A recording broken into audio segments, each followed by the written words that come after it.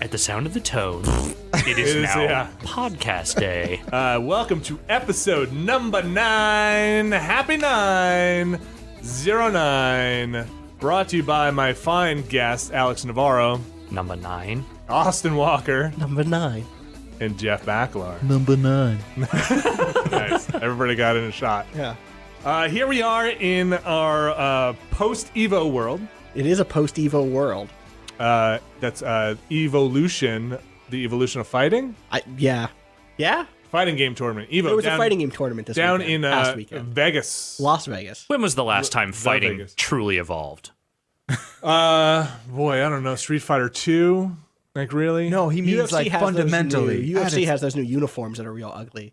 Yeah, thanks, Reebok. Those look hidious.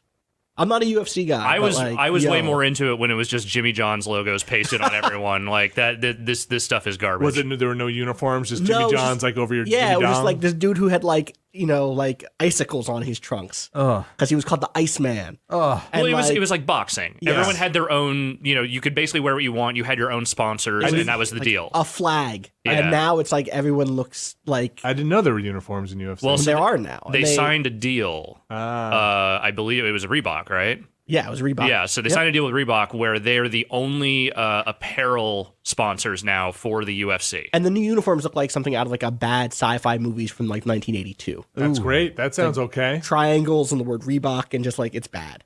Are they singlets? I don't think so, but they have that. It's like color coordinated such that the trunks are the same as the top. Okay.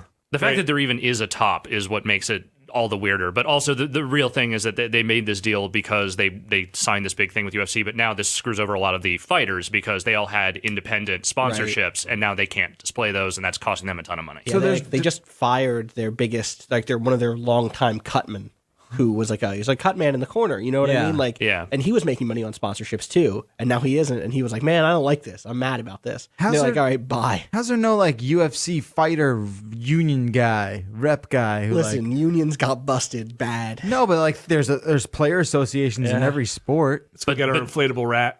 But that's the know? thing is that, like, I mean, you sign contracts with the UFC, but it's basically the same deal as like boxing and even like professional wrestling, where they're all essentially treated as independent contractors. Yeah. Right. So, the idea here is that UFC is the biggest game in town. There are places you go. You can do Bellator, I guess, if you wanted, or one of those other things. But Bellator. the money and the exposure you get fighting in the UFC and the prestige you get fighting in the UFC is orders of magnitude better than you would get anywhere else. Bellator sounds like a good fantasy. I'm going to write that down. That's a good fantasy wizard or something. Yeah. Bellator. Bellator. Or like a good motherfucker. scotch. Or, a second. I'm here to destroy you. It is I, Bellator. Bellator. It was me all along. Would you like to fight in my second-rate pits?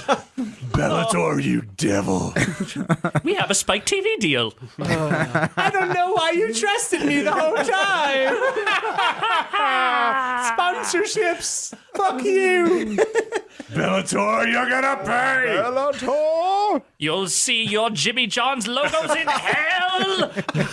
Bellator. I'm seriously writing that down. I need some You're running D&D a villains D&D. here. Yeah. Listen, Yup. it's coming out soon. Okay. Podcast. Let's talk. Yeah, Evo worked- happened. Worked for me. I got Bellator out of that. Yeah, that's good.